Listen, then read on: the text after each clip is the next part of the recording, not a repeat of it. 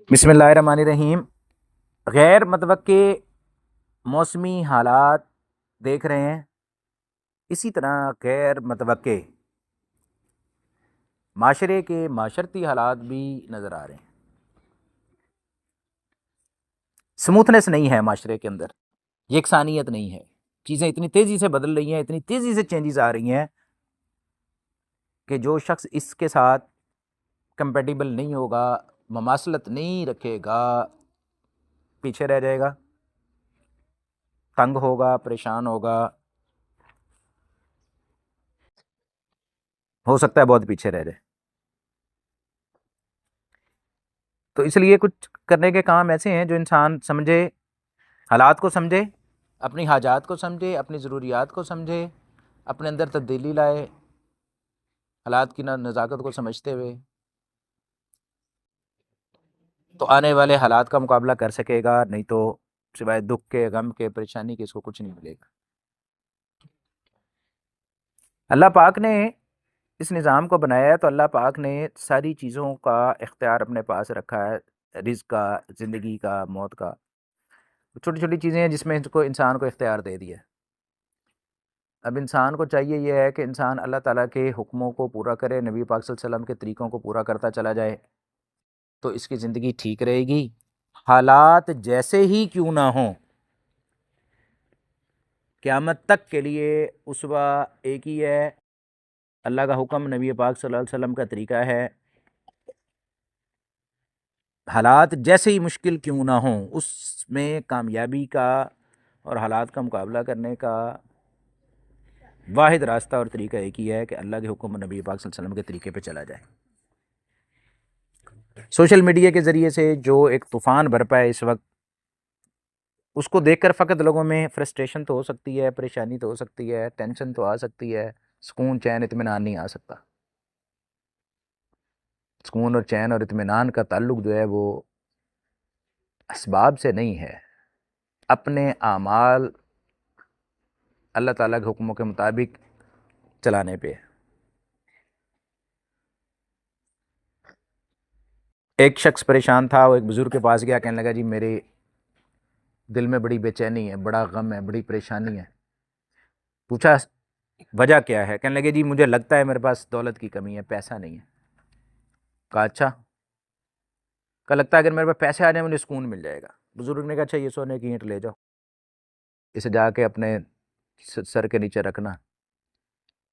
تو بیچارہ لے کے چلا گیا سونے کی اینٹ، اس نے جا کے اپنے تکیے سرانے کے طور پہ اسے استعمال کیا، سر کے نیچے سونے کی اینٹ رکھی اور سو گیا۔ اب جیسے سونے لگا اس کو ڈر کے کہیں چور نہ آ جائے، اب اس کو نیند ہی نہ آئے، تھوڑی دیر بعد ادھر کروٹ، تھوڑی دیر بعد ادھر کروٹ، تھوڑی دیر بعد ادھر کروٹ، کوئی اسے چرا کے نہ لے جائے۔ اچھا میرے پاس ہے، میں اس کا کیا کروں گا؟ اچھا میں اسے کہاں خرچ کروں گا؟ صبح بھاگا بھاگا واپس آیا، کہنے لگا جی میرا تو رہتا جو تھوڑا بہت سکون تھا، وہ اطمینان تھا، چین تھا، وہ بھی چلا گیا۔ پھر بزرگوں نے فرمایا دیکھو، آپ کو لگتا تھا سکون پیسے میں ہے، کہ آپ کی حاجت پیسہ ہے، دیکھو سکون پیسے میں تو ہے نہیں۔ اس دل کو بنانے والی ذات یہ کہہ رہی ہے کہ الا بذکر اللہ تطمئن القلوب، کہ ہم نے اس کا چین، سکون، اطمینان فقط اور فقط اپنی یاد میں رکھا ہے۔ دل بنانے والا کہتا ہے کہ ہم نے سکون، اطمینان، چین، سکون اس میں رکھا ہے۔ مسئلہ یہاں آگے پیدا ہوتا ہے کہ مٹی کا بنا ہوا انسان سونا چاہتا ہے۔ اللہ نے اس کو مٹی سے تخلیق کیا ہے، بنایا اس کو مٹی سے ہے، چاہیے اس کو سونا ہے، گولڈ ہے۔ اللہ نے جو تقدیر میں لکھا ہے وہ اس کو پسند نہیں، اطمینان کہاں سے آئے گا؟ اللہ نے جو اس کی تقدیر میں لکھا ہے نا وہ اس کو پسند نہیں ہے، وہ اس کو اچھا نہیں لگتا، وہ اس کو پیارا نہیں لگتا،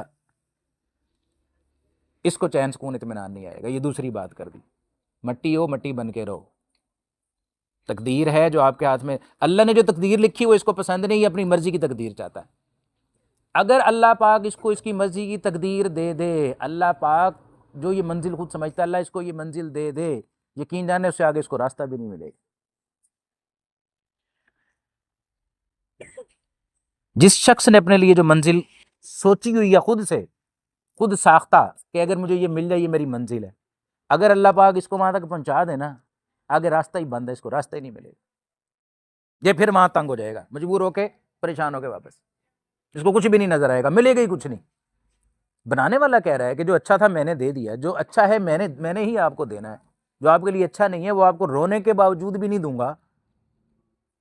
کہ بچے کو تو دیکھنے میں انگارہ اچھا لگتا ہے، وہ روتا ہے کہ مجھے دے دو، کبھی ماں نے اٹھا کے انگارہ اس کے منہ پہ رکھا ہے؟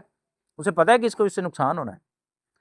جو آپ کے لیے اچھا نہیں ہے وہ آپ کی تقدیر میں نہیں لکھا ہے، جو آپ کے لیے بہترین ہے، اچھا ہے، وہ آپ کی تقدیر میں لکھ دیا گیا ہے۔ مسئلہ کہاں پیدا ہوتا ہے؟ مسئلہ یہاں پیدا ہوتا ہے جب ہم اللہ کی تقدیر کے درمیان اپنی خواہشات کو اڑا دیتے ہیں اور اللہ سے اپنی مرضی اور خواہشات مانگنے شروع ہو جاتے ہیں کہ یہ بھی دے دیں، یہ بھی دے دیں، یہ بھی مل جائے، ابھی مل جائے، فوراً مل جائے، اور اس طرح کر کے مل جائے۔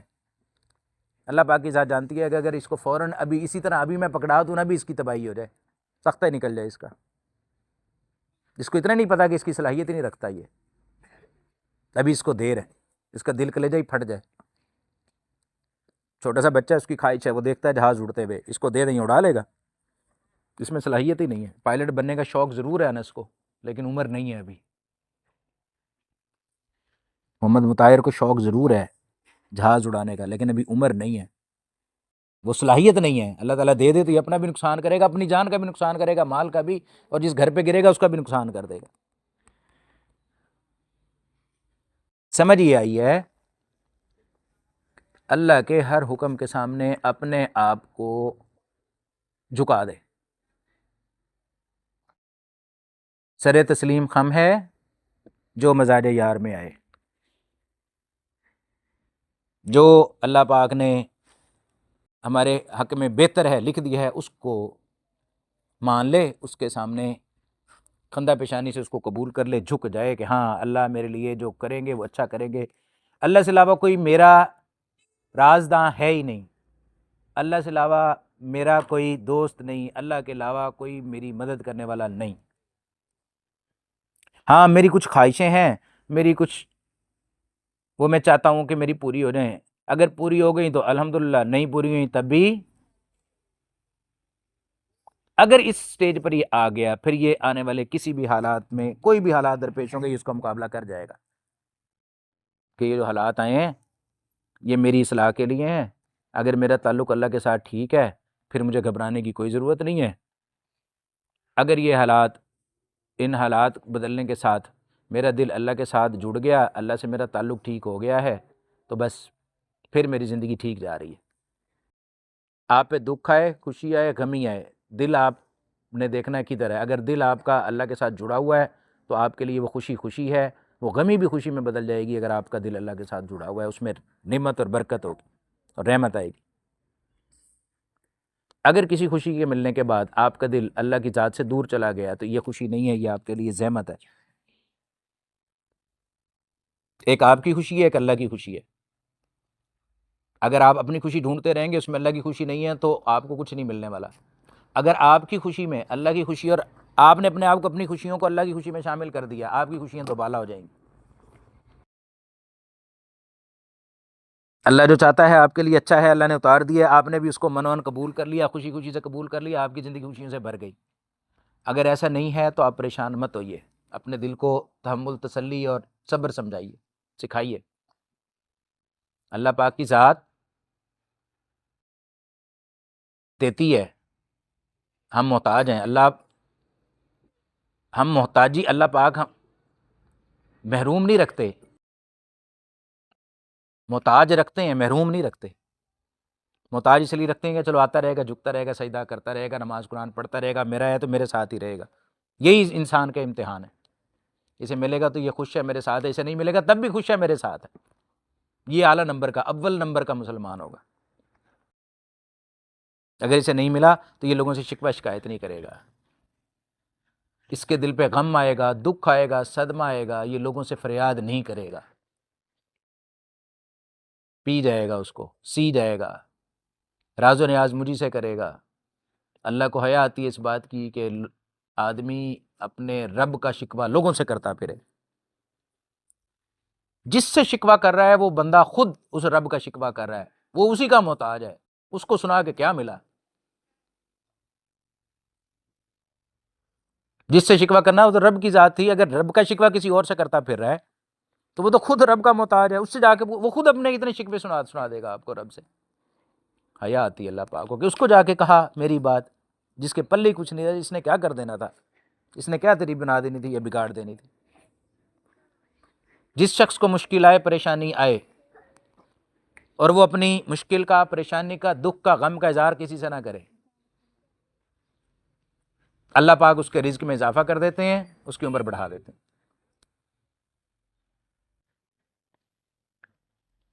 دکھ آیا، درد آیا، غم آیا، دل پہ پی گیا، دل میں اس کو سی گیا، دل میں اس کو جذب کر گیا، اپنے دل کو شکستہ کر لیا، مگر رب کے حکم کو نہیں توڑا، نہیں شکستہ کیا۔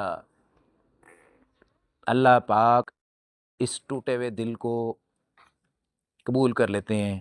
ایک حدیث کے الفاظ ہیں کہ میں ٹوٹے ہوئے دل میں رہتا ہوں۔ اللہ پاک کی ذات مومن کے ٹوٹے ہوئے دلوں میں رہتی ہے۔ دل جب شکستہ ہو جاتا ہے، ٹوٹ جاتا ہے، تو انسان کی خواہشیں ساری کم پڑ جاتی ہیں، انسان کی خواہشیں اور خوشیاں کم پڑ جائیں۔ جیسے کہا موت کو یاد کیا کرو، لذت کو توڑ دینے والی۔ جو ٹوٹا ہوا دل ہوگا، شکستہ دل ہوگا، اس میں زیادہ غم آئے گا، دکھ آئے گا، تکلیف آئے گی، پریشانی آئے گی۔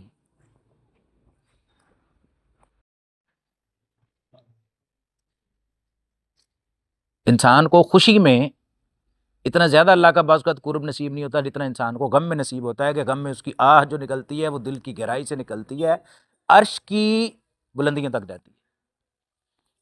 جب دکھ میں ہوتا ہے، تکلیف میں ہوتا ہے، اس کو کوئی اور راستہ نظر نہیں آتا، جو اس کی آہ نکلتی ہے نا، کہ کسی اور کو سنائی دے نہ دے، عرش تک تو جاتی ہے، نکلتی دل کی آخری تہہ سے ہے، گہرائی سے نکلتی ہے، اور فرش کی وہ سب سے اوپر والی بلندی تک جاتی ہے، سب سے زیادہ فاصلہ طے کرتی ہے جب انسان دکھ میں، تکلیف میں، پریشانی میں ہوتا ہے۔ ٹوٹے ہوئے دلوں میں رب رہتا ہے۔ اللہ پاک کی ذات زور سے نہیں ملتی ہے، اللہ پاک کی ذات زاری سے ملتی ہے، آہو زاری سے ملتی ہے، اشک باری سے ملتی ہے، اللہ والوں کی دوستی اور یاری سے ملتی ہے، اللہ والوں کی صحبت سے ملتی ہے، شیطان سے غداری سے ملتی ہے۔ شیطان سے غداری کرے گا تو اللہ کی ذات ملے گی۔ مفتی تقی عثمانی صاحب کا شعر تھا، درد دل دے کے اس نے مجھے ارشاد کیا، درد دل دے کے اس نے مجھے ارشاد کیا، اللہ نے مجھے، میرے دل میں ایک غم ڈالا، درد ڈالا، کس بات کا؟ کہ دیکھ جو میں نے کہا نا پسند ہے تو کہ مجھے پسند ہے، جو میں کہوں تو یہ ناپسند، تو کہ ناپسند، چپ کر جا، پی جا اس کو۔ درد دل دے کے اس نے مجھے ارشاد کیا، ہم اسی دل میں رہیں گے جسے برباد کیا، کہ ٹوٹے ہوئے دلوں میں رہیں گے، نہ مسجد میں ہے، نہ خانقاہ میں ہے، نہ مسجد میں ہے، جو تجلی دل تباہ میں ہے۔ خدا کی جو تجلی ٹوٹے ہوئے دل پہ پڑتی ہے، ٹوٹے ہوئے جو دل ہوتے ہیں، ان سے جو نکلنے والی آوازیں ہیں وہ ایسی قیمتی ہوتی ہیں کہ یہ عرش تک جاتی ہیں۔ بچہ روتا ہے، ماں آواز دیتی ہے، اگر ماں سن رہی ہو تو، ماں نہ بھی سنے تو بے چین ہو جاتی ہے۔ بچہ کہیں دور رویا، ماں موجود نہیں تھی، ماں نے آواز نہیں سنی، لیکن اس کے دل کو ایک عجیب سی نسبت ہے کہ ماں کو خبر ہو جاتی ہے، لگتا ہے کہیں کچھ ہوا ہے، آج میرے دل کو کچھ ہوتا ہے۔ ماں کہتی ہے میرے دل کو کچھ ہوتا ہے، اللہ خیر ہی کرے، مجھے لگتا ہے کچھ ہونے والا ہے۔ اس کی آواز بھی نہیں سنی ہے، لیکن اس کی توجہ، اس کے دل، مناسبت، مقناطیس کا تعلق ایسا، اسے لگتا ہے کچھ ہونے والا ہے، کچھ ہوا ہے۔ اور اگر بچہ رو پڑے، آواز سنے، تو یہ اور بے چین ہو جاتی ہے، اور اگر وہ زور سے روئے تو اسے کہتی ہے رک رک میں آتی ہوں، چپ چپ نہ رو نہ رو، میں آتی ہوں، بس کر نہ رو، میں آتی ہوں۔ پھر سارے کام چھوڑے گی، بھاگے گی، اس کو اٹھائے گی، نہلائے گی، صفائی کرائے گی، اس کی اگر اس کا کوئی گندگی ہے تو وہ صاف کرے گی، طہارت پاکیزگی، اس کی گندگی اتار کے صاف کر کے اس کو دل سے لگائے گی، پاؤڈر شوڈر لگائے گی، سرخی لگائے گی، اپنا سوری پاؤڈر شوڈر سارا لگا کے، خوشبو لگا کے اس کو دوبارہ سینے سے لگائے گی، چومے گی، پیار کرے گی، اور پھر فیڈر بھی ساتھ پلائے گی۔ یہی حال انسان کا ہے کہ انسان اللہ پاک کی ذات ماں سے 70 گنا زیادہ اپنے بندے کو محبوب اور عزیز رکھتی ہے۔ ماں سے 70 گنا زیادہ پیار کرنے والا بندہ، بچہ آواز دے، ماں کہتی ہے بھاگ کے آ کے، ہاں میرا بیٹا کیا مسئلہ ہو گیا، کیا پریشانی ہے، میں آ کے دور کرتی ہوں۔ یہی حال اللہ پاک کی رحمت کا ہے، بندہ رو کے جب اے اللہ کہتا ہے یا رب یا رب یا رب، اللہ کی رحمت بھاگ بھاگ کہتی ہے ہاں ہاں بول میرے بندے، کیا ہو گیا، کیا پریشانی ہے، کیا چاہیے، کیا مسئلہ درپیش ہے۔ جب بندہ روتا ہے زور زور سے تو اللہ پاک اور جب بندے کا دل روتا ہے، اندر ہی اندر رو رہا ہوتا ہے، دکھی ہوتا ہے، غم زدہ ہوتا ہے، پریشانی ہوتی ہے، اللہ پاک کی رحمت عرش الہی سے آتی ہے، اس شخص کے دل کا پیار لے لیتی ہے، بوسہ لے لیتی ہے، چوم لیتی ہے اس شخص کو، جیسے ماں اپنے بچے کو چومتی ہے، پیار کرتی ہے، نہ رو میرا بیٹا، اسی طرح اللہ کی رحمت آ کے کہ نہیں کچھ نہ ہو، اللہ والوں کے دلوں کو، قلوب کو پھر اطمینان، چین، سکون ملتا ہے، نہ رو بھائی، اللہ کی رحمت آ رہی ہے، اوپر سے آ رہی ہے، بوسہ لے لیتی ہے اللہ پاک کی رحمت، پیار کر لیتی ہے ایسے شخص کے دل کو، قیمتی بوسے ہوتے ہیں۔ اس لیے اس غم کو، اللہ کے حکموں کو پورا کرنے میں اگر دل پہ غم آئے، اس غم کو ہلکا نہ لے، یہ غم، یہ درد قیمتی ترین درد ہے۔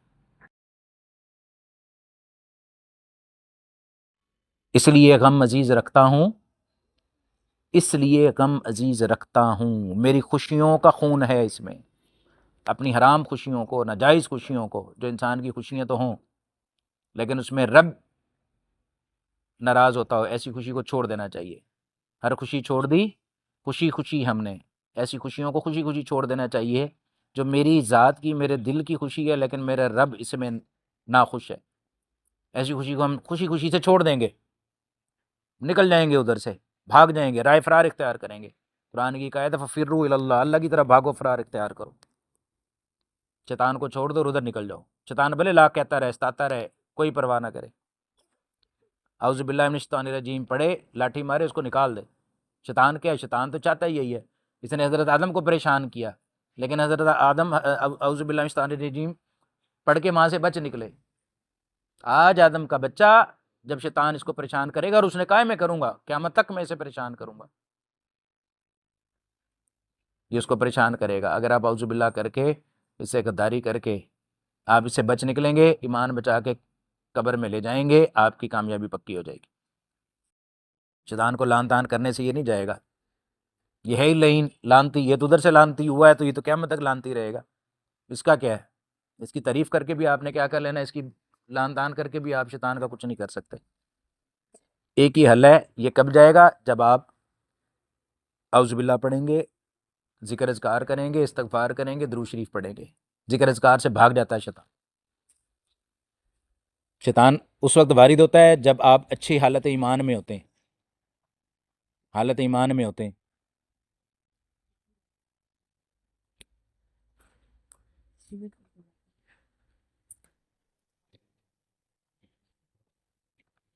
اچھے حالت امتحان میں جب انسان ہوتا ہے، شیطان آ جاتا ہے، وہ چاہتا ہے کہ اس کی کرے ساری نیکی کو پانی پھیر جائے، غارت کروا دے۔ انسان توجہ کرے اپنے دل کی طرف اور دیکھے کہ اس وقت میرا دل کدھر جاتا ہے، شیطان کدھر لے کے جا رہا ہے، نفس ہمارا کدھر لے کے جا رہا ہے ہمارے دل کو، اس کو روکے، اس کو سمجھائے اور اس کو وہیں سے موڑے، یو ٹرن لے کے، اور واپس اللہ کی بارگاہ میں انسان لے کے آ جائے اور شیطان کو دفع کر دے۔ شیطان بھاگتا کیسے ہے؟ ذکر اذکار سے، درود شریف سے، استغفار کی کثرت سے، یا پڑھتے رہیں گے، شیطان آپ سے دور ہو جائے گا، آپ رحمان کے قریب ہو جائیں گے، اور اپنی ساری خواہشوں کو اور خوشیوں کو اللہ پہ قربان کرنے کی عادت ڈالیں۔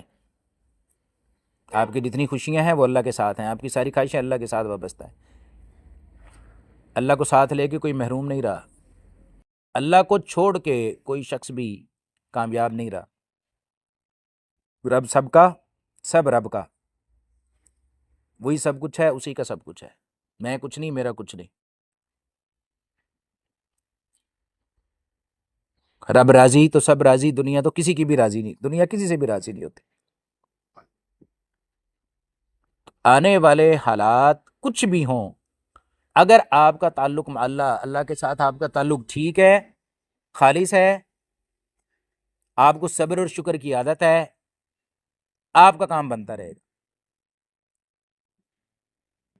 نہیں تو جو حالات اب دیکھ رہے ہیں اس وقت یا آگے نظر آ رہے ہیں، تبدیلیاں نظر آ رہی ہیں، حالات میں بھی معاشرتی تبدیلیاں آ رہی ہیں، وہی بچ پائے گا جس کو اپنے رب پہ یقین ہوگا، رب کا سہارا ہوگا، وہ بچ پائے گا، نہیں تو یقین کریں مرنے کی جگہ بھی نہیں ملے گی۔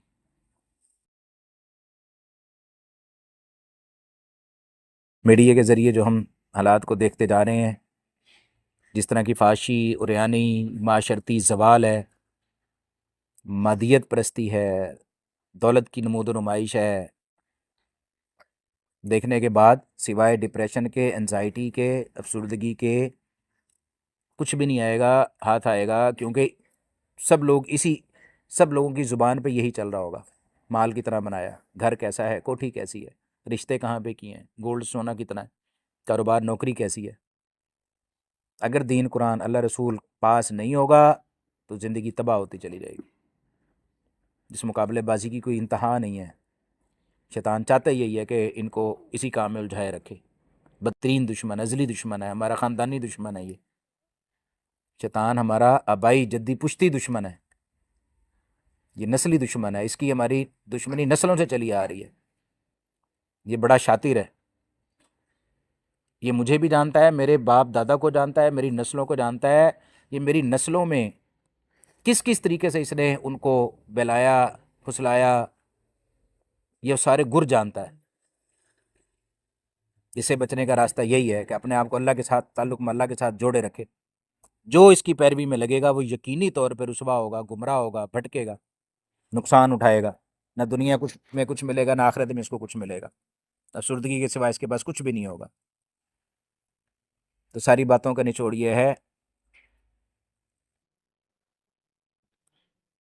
سارا جہاں ناراض ہو پروانہ چاہیے، مد نظر تو مرضی جانانا چاہیے۔ یہ جان کر تو کر یہ فیصلہ، کیا کیا تو کرنا چاہیے، کیا کیا نہ چاہیے۔ یعنی جب آپ کو کام کرنے لگے ہیں تو آپ صرف یہ دیکھیں کہ میرا مالک مرضی جانانا، میرے رب کی مرضی اس میں شامل ہے یا نہیں ہے۔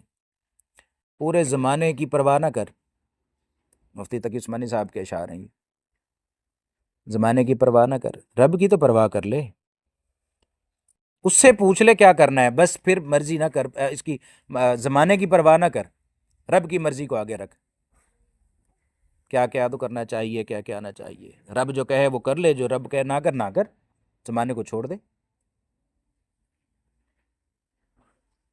آسان سا طریقہ، آسان سا حل کہ انسان کو جب بھی کوئی بھی معاملہ درپیش ہو اس میں ایک لمحے کے لیے رک جائے اور دیکھے کہ اس میں سنت طریقہ کیا ہے، اللہ کا حکم کیا ہے، نبی کا طریقہ کیا ہے، اس کے مطابق یہ کرے گا، اس کا کام بن جائے گا۔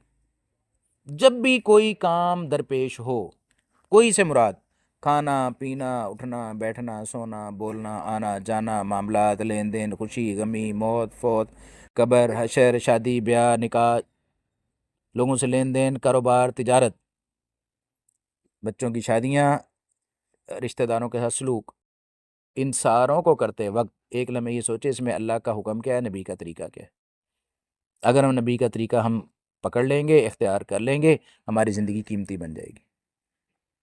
کرتے کرتے انشاءاللہ عادت ہو جائے گی۔ تھوڑے دن یہ کرنے سے آپ کی یہ عادت ہو جائے گی کہ کوئی بھی کام کرنے سے پہلے آپ کا دل خود بخود آپ سے پوچھے گا کہ یار اس میں اللہ کا حکم کیا تھا، نبی پاک صلی اللہ علیہ وسلم کا طریقہ کیا تھا، دعا کون سی پڑھنی ہے۔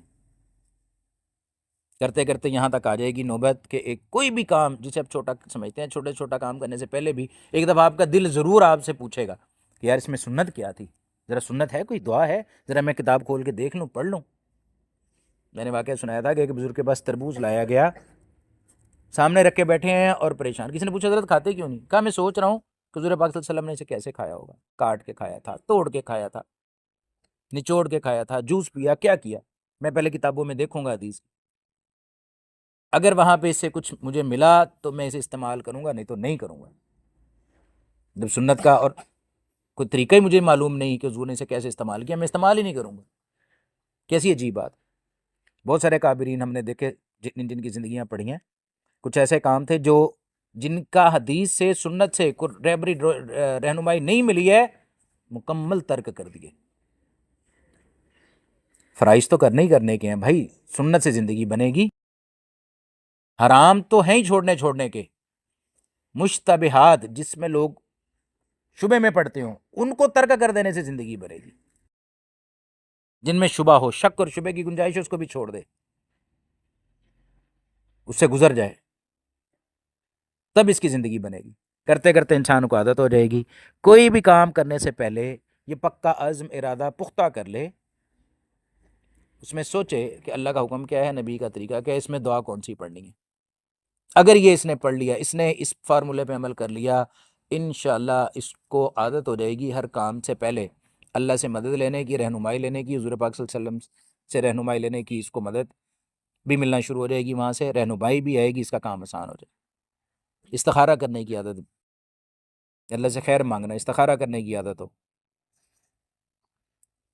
پھر انشاءاللہ اس کو آنے والے جو مسائل ہوں گے، پریشانیاں ہوں گی، مشکلات ہوں گی، وہ اس کے لیے برداشت کرنا آسان ہو جائے گا۔ ہو سکتا ہے کہ یہ تکالیف اور پریشانیوں کو خوشی خوشی اختیار کر لے، اٹھا لے۔ اگر پریشانی اللہ کے لیے ہے اور اللہ کے لیے اس نے اسے صبر کر لیا ہے تو یہ اس کے لیے ایک نعمت بن گئی ہے، اس پہ اس کو اجر ملے گا، اور صبر پہ جو انعام ملنے والا ہے وہ بہت زبردست ہوتا ہے۔ ہم کہتے ہیں سچ کڑوا ہوتا ہے، سچ کی تاثیر میٹھی ہوتی ہے۔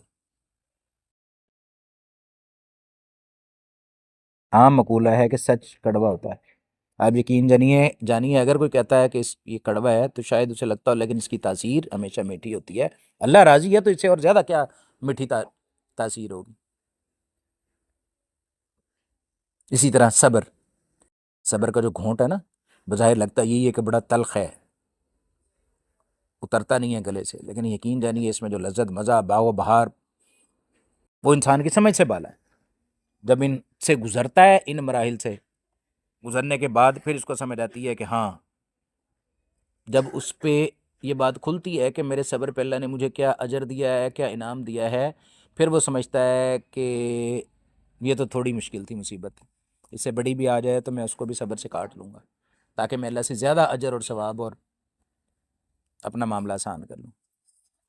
تو بس بچے، یہ ساری باتیں سمجھانے کے لیے ہیں کہ حالات جیسے تیسے ہوں، اللہ کے ساتھ اپنے حالات اور معاملات ٹھیک رکھے گا تو زندگی، موت، قبر، حشر، آخرت ٹھیک گزرے گی۔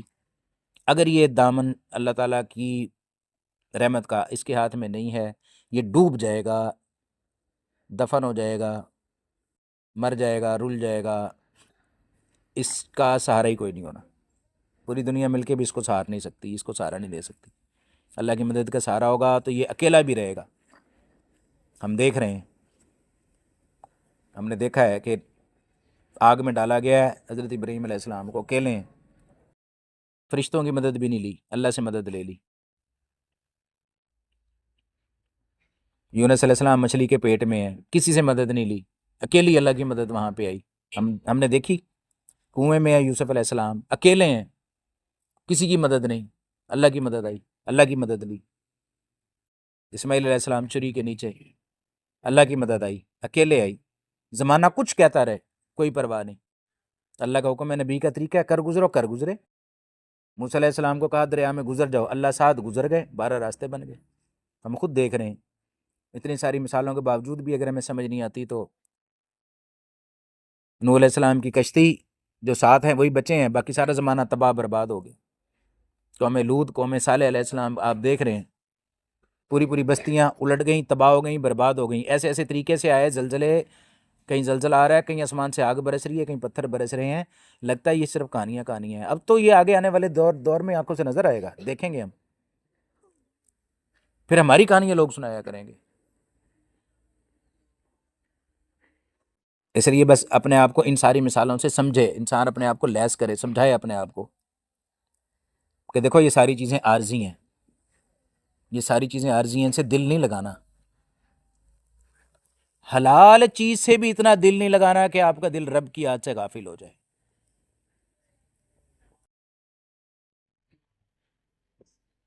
اللہ نے جو آپ کو حلال دیا ہے، آپ کے نصیب میں ہے، کشادہ دیا ہے، فراوانی سے دیا ہے، اچھا دیا ہے، آپ کی پسند کا دیا ہے۔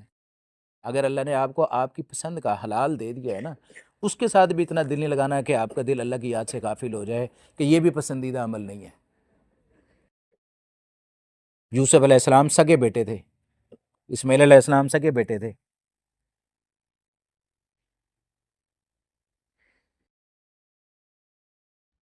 دونوں سگے بیٹے تھے نا، اسماعیل علیہ السلام بھی اور یوسف علیہ السلام بھی، کہ سگے بیٹے تھے، جائز محبت تھی۔